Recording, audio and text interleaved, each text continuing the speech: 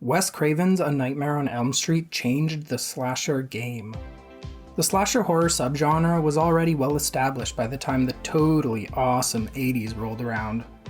Lumbering villains who never spoke a word would wield their sharp murder tools at any teenager who dared to get intimate or indulge in that good.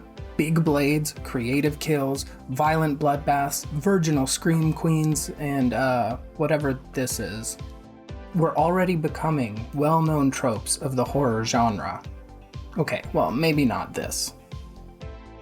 Along comes Freddy Krueger to throw a wrench Actually, they were more like finger knives or something. into the conventions of the slasher movie.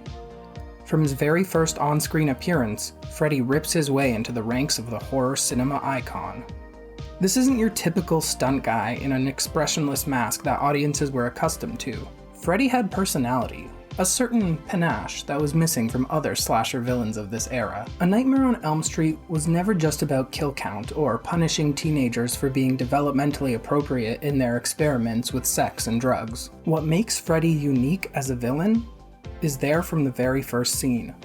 He doesn't want to simply kill his victims. He feeds off of their fear by violating their minds. If Nancy doesn't wake up screaming, she won't wake up at all. Such a brilliantly simple and universally relatable idea had surprisingly, up until the first Nightmare on Elm Street, not been tackled by the horror genre. Nothing is more fantastical or spine-chillingly terrifying than a nightmare. We've all had them. 1 second you're asleep in your favorite Spider-Man jammies, and the next Crispin Glover is, "Oh God, no, please stop!" The terror of going back to sleep because you might relive an uncontrollable nightmare is one that we as humans all share. Hot take. A Nightmare on Elm Street is good. I know, thank you. But you know what might be even better?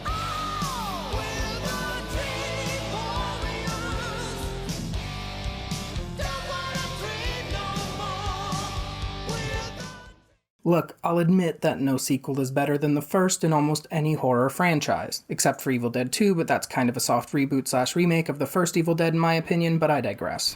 Swallow this. Everyone knows that we all fear that which we don't understand. Therefore, horror sequels tend to dampen the terror and the fear factor of the original. But damn, Dream Warriors sure knows how to sequel. When New Line Cinema made the first Nightmare on Elm Street, they were barely a production company. Before Wes Craven's genre-defining classic, New Line was mostly known for distributing films like Reefer Madness and Pink Flamingos to college campuses and prisons. They were by no means in bad shape, but they had yet to create a truly original hit of their own. Along comes Wes Craven, hot off the back of The Hills Have Eyes and Last House on the Left. His script for A Nightmare on Elm Street was panned for years by other studios as they felt that a dream killer wouldn't affect audiences since dreams aren't real.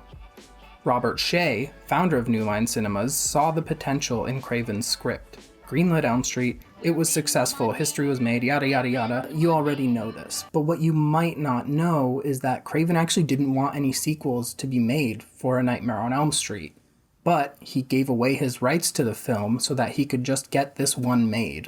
The follow-up to A Nightmare on Elm Street was immediately set in motion and released the following year. The final result is a fantastically gay disaster. I don't mean that in the pejorative sense, it is quite literally one of the gayest horror movies ever made. Something is trying to get inside my body. Yeah, and she's female and she's waiting for you in the cabana. And you want to sleep with me. It's claimed that nobody making Freddy's Revenge realized how gay it was. I simply did not have the self-awareness to realize that any of this might be interpreted as gay. But I have trouble believing that. Although it has ascended to the status of cult classic since its release, rightfully so, the film was overwhelmingly panned by critics and fans of the original alike. Freddy's Revenge wasn't a failure by any means. It made its budget back and then some, especially in Europe. But that essential nightmare ingredient was missing. The possession concept, though inventive, didn't exactly fit with the themes or characterization that made A Nightmare on Elm Street so classic. There's a mishmash of solid special effects and painfully bad ones, resulting in an inconsistent and unpolished vibe overall. There was a scene involving a mutant rat and a mutant cat, and I have to be honest, because I was working on Aliens, I didn't pay too much attention, and those didn't turn out too good. I get it, man. Thanks for making Aliens look so good. It's not the special effects fault that Freddy runs around a pool party and chases teenagers outside of the dream world. Add to that the fact that familiarity makes scary things less scary. Freddy's Revenge just doesn't work. I say that as someone who has a poster of it up in my room. Despite the fact that it's a cult classic now, Freddy's Revenge barely warrants having the Nightmare branding attached to it. Freddy's Revenge misses the essence of what made A Nightmare on Elm Street so special. Everyone at New Line Cinema was aware that this series needed a serious course correction if it was going to continue, and producer Bob Shea was hellbent on turning this into New Line's flagship franchise. So what comes next has to right the ship and set up for more sequels. But how?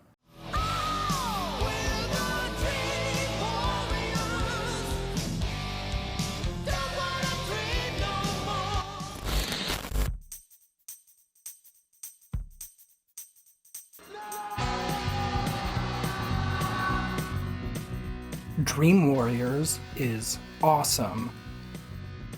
Dream Warriors does what any good sequel does. It ups the scale of the original, deepens the narrative, and evolves the established characters. Unlike Freddy's Revenge, Dream Warriors runs with the main emotional themes established by A Nightmare on Elm Street. The first film is more than just a run-of-the-mill slasher movie. At its core, Elm Street is about one thing. There's something the kids know, and the parents are in denial. The first film is very much about the sins of the previous generation being passed along to the next. He's dead, honey, because Mommy killed him. Freddy isn't a new killer. He's haunted Elm Street long before the teens of the movie encounter him. Nonetheless, their parents refuse to believe in their children's fears. If A Nightmare on Elm Street had a thesis, it would be that the problems of adolescence are real and legitimate, despite what authority figures say. Dream Warriors takes this premise and runs with it. In the first film, everyone told Nancy she was crazy for being afraid of her nightmares. They do sleep studies on her and try to medicate her for her sleep issues. The idea that Nancy's legitimate fears mean she's crazy is taken to the next logical place. Teenagers who are institutionalized. They're told that they're crazy, and the mental health system agrees and reinforces these claims. From now on, your doors will be locked during sleeping hours. We'll start a policy of evening sedation for everybody. The fuck you will! This is a perfect setting for a proper follow-up to A Nightmare on Elm Street. We saw an innocent teenager behind bars in the first film, and Dream Warriors takes that familiar idea to an entirely new setting. The perfect blend of new ideas for a previously established world. And like any good sequel, it's bigger and more ambitious. The initial script for Dream Warriors was penned by Wes Craven, and it shows. Craven's DNA is all over this movie, although the final story that takes place on screen was penned by Frank Darabont and director Chuck Russell. Dream Warriors opens with Kristen, played by Patricia Arquette, fighting to stay awake. She's already encountered Freddy before, just like the audience. There's no need for rehashing the mystery, because the movie is already on the same page as its audience. After Freddy makes Kristen look suicidal, she is committed to a mental institution. There, she meets a group of teenagers who have been battling their own Freddy nightmares, each with their own idealistic dream version of themselves. In my dreams, I'm beautiful. And bad. Me too, hun. None of the doctors believe in the true cause of their problems, instead blaming it all on a case of group psychosis, until they meet Nancy Thompson. In a lot of ways, Dream Warriors uses a similar method of passing the torch as was used in Disney's recent soft reboot of Star Wars. The Force Awakens introduces new characters and then introduces those new characters to the audience's old familiars. The audience meets Rey and the Resistance, and then Rey and the Resistance meet Han Solo, Chewbacca, and Princess Leia. In Dream Warriors, the audience meets Kristen and the rest of the Dream Warriors, and then the Dream Warriors are introduced to Nancy. Nancy is the only authority figure who legitimizes the Dream Warriors' fears. She's here to pass the torch, to teach them how to resist the nightmare. The problems of adolescence are real and legitimate, and now there is finally an authority figure to confirm this fact. The new characters are affirmed by the old, a perfect setup for the ensuing franchise. The terror of being institutionalized and denied your own sanity, essentially being gaslit, is real. The first Nightmare on Elm Street touched on this idea, but Dream Warriors deepens it. There's something the kids know about the world, and the authorities refuse to believe them. They'd rather stick their kids in a padded cell. This concept alone is terrifying, but it also functions to deepen the narrative of the original Nightmare on Elm Street. This is the last resort of any parent whose kid is acting out and being vocal about a reality that authority figures deny. Dream Warriors further expands the themes of A Nightmare on Elm Street to discuss the troubling topic of teen suicide. Though the topic is dark and taboo, it's also a frightening reality for a growing number of teenagers. In many ways, Dream Warriors' Freddy Krueger is a stand-in for the mental health crisis that many young people face. A malevolent force that terrorizes the mind and causes self-harm. Freddy intrudes on the imaginations of his victims, takes control of their thoughts and bodies in order to have them commit brutal acts of violence upon themselves. I repeat, Freddy was never about racking up a body count in the original film. He exists to violate the mind by invoking his victims' darkest fears. Freddy attacks the mind and erodes the soul with relentless nightmares. The inability to sleep in itself results in mind-consuming torture. The Dream Warriors counter this mental attack by embodying their ideal, superpowered selves, deepening the narrative. Let's talk about dreams for a minute. That shit don't make sense, and that's one of the many things that make the original so much fun. Even with how limited the budget was, they managed to make some genuinely unsettling and surrealistic dream sequences. But like I said, the budget was pretty modest, so none of the set pieces got to go full weird, though they are iconic and unsettling to this day. Dream Warriors finally ups the scale. Can we stop and appreciate this awesome set piece for the climax of the film? Like, holy shit, this feels like the lowest level of Freddy's iconic boiler room setting. It's surreal, it's hellish, and extremely well built. The maze-like house setting is another one that recurs throughout the film as well, and it's equally great looking, as well as larger than anything from the first film. It just feels really dreamlike, to say the least. The scale of every dream sequence in Dream Warriors is more imaginative and frankly better built. One thing that really bugs me about the 2010 remake is how uninspired the sets and dream sequences are. Everything is just the same looking burnt down building. There's really no sense of surreality. Everything is just vaguely blue and dirty. In my heart of hearts, I wish for some surrealist director to get the chance to make a proper modern Nightmare on Elm Street. I know David Lynch was burned by big studio movies with Dune, but damn, his take on horror dreams would be amazing. Or imagine if someone like Panos Cosmatos got a shot at making a Nightmare movie. I like both of these directors' original work, of course, but if you're gonna remake Nightmare, you really should get someone who has a dreamy horror vision. Now, I know the TV bit from Dream Warriors has become something of a horror meme,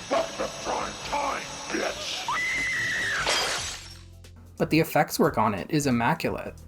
The whole stretching out of an object thing is also a great nod to an iconic moment from the first film, but it ups the scale. Joey being tied and suspended over the hellscape that was once his bed, Philip's sleepwalker suicide is intensely gross and creative. This phallic Freddy worm thing? Well, hang on, let me go for a stretch here. It's definitely a little Freudian, and Freud liked to talk about dreams, right?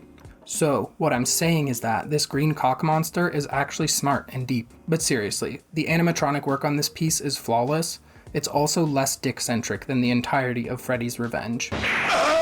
The whole concept of Dream Warriors serves to deepen the narrative as well as to up the scale. Freddy's not the only one with dream powers anymore. By embodying their dream selves, the Dream Warriors actually have a chance at fighting off Freddy without bringing him into the real world, like Nancy did. In the name of Lorik, Prince of Elves, demon be gone! It's an interesting angle for this franchise to go in. Kristen's dream power is especially interesting, as she can bring allies into her dreams. At no point does it feel like they have an advantage over Freddy, but it keeps you rooting for them because survival feels possible when your characters fight as a group. Plus, more people in the same dream just means upping the scale of those dreams. Dreams get weirder and more interesting. Now that I've spent an awful amount of time beating around the bush, let's talk about Freddy. Dream Warriors represents a massive turning point for the characterization of Freddy Krueger. Like I said before, Freddy has always had a certain panache that other slasher villains were sorely lacking. He relishes every kill, only committing once he's induced the appropriate level of fear in his victim. With that said, Familiarity is the horror killer. Thus, with each sequel, the man of our dreams is less frightening. We're now 3 movies deep, and following up a significant misstep in the franchise, Freddy has to evolve. Nothing beats the shadowy clawed figure from the first film. Craven barely gives the audience a glimpse of Freddy. He's kept mostly shrouded in darkness, stretching the audience's sense of tension and anticipation. It's hard to get a detailed impression of his scarring, which accelerates that sense of fear and mystery. Even with his unique charisma and sense of humor, Freddy is scary. He makes maybe a couple of jokes in this one, but they feel less funny and more like a predator playing with his prey. And then the second movie happens, and Freddy's scare factor is completely undercut. In Freddy's Revenge, a scene takes place in which he exits the dream world and runs around at a pool party.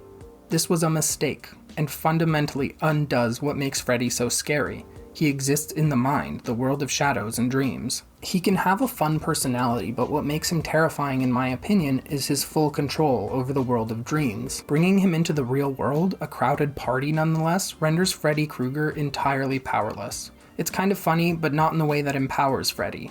That's the last thing anyone wants from a horror villain. It was clear to the people making Dream Warriors, especially in light of Freddy's Revenge, that Freddy needed a bit of a reinvention if this franchise were to continue. I think that Dream Warriors strikes the perfect balance between the quippy Freddy who's having way too much fun killing people and the monster who's terrorizing teens in their dreams. Later films went a little too far with the jokes, but that's only because it works so well in Dream Warriors.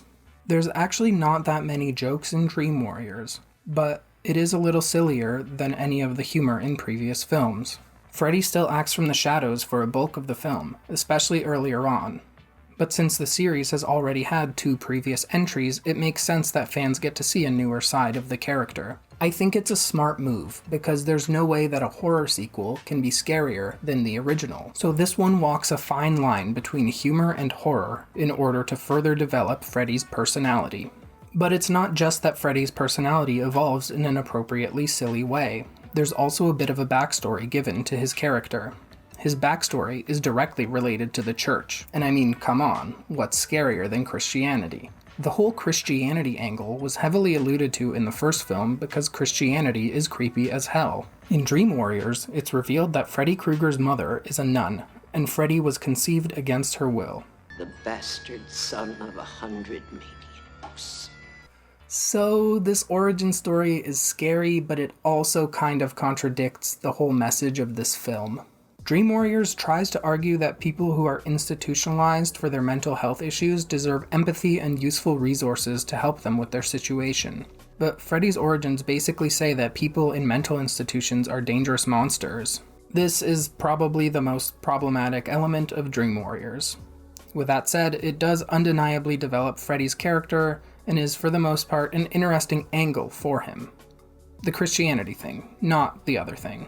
Freddy's not the only returning character to get some development either. Nancy turned her trauma from the first film into an asset, returning as a mental health specialist who focuses on teenagers dealing with nightmares. John Saxon returns as Lieutenant Thompson, this time with an implied alcohol problem and emotion. The film first introduces him in a bar, slumped over his drinks, and it's clear that he's no longer a police officer, rather a security guard. He finally gets the chance to redeem himself, giving Freddy a proper burial and finally fighting back against the man who tried to kill his daughter in the first film. I've always been really pleased with the way Dream Warriors gives a meaningful purpose to the characters who return to the film. That's one of the reasons that I think Dream Warriors is so special. I mean, yeah, Nightmare on Elm Street probably would have been better off as a standalone film, but if this was the only sequel we got, I'd be thrilled that it exists.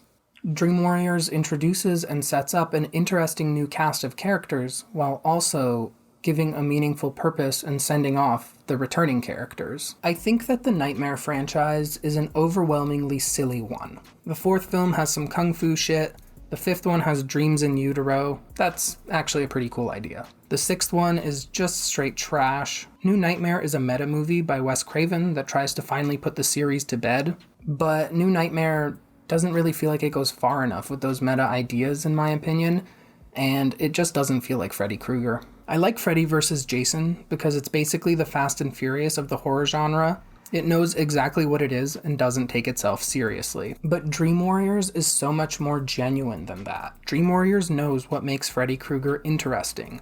Dream Warriors dives deep into the mental implications of a monster who terrorizes his victims in his dreams, the consequences of a mental struggle that nobody believes. Dream Warriors takes the world of A Nightmare on Elm Street and brings it to the next level, and concludes it in a satisfying way that manages to feel like more than a cheap cash grab.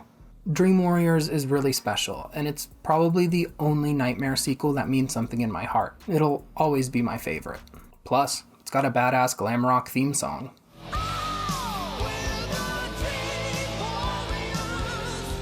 If you want to hear a more in-depth conversation about the Nightmare franchise, specifically comparing the original to the remake, check out our podcast, The Greg and Matt Movie Chat. Links are in the description.